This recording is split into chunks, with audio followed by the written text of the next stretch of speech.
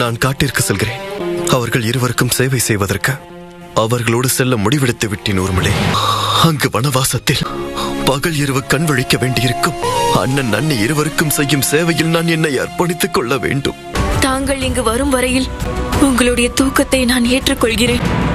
அவ்வாறு செய்தால்தான் 14 ஆண்டுகள் தூக்கமின்றி கடமையை செய்ய முடியும்.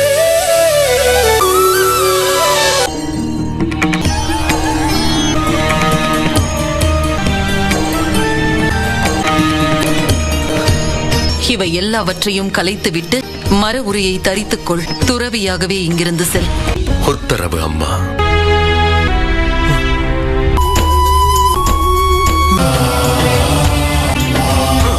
ராமாயணம் இதிகாசத்தோடு நாளை காலை 8:30 மணி முதல் 9:30 மணி வரை 1 மணி நேரம் சன் டிவியில் காணத் தவறாதீர்கள்.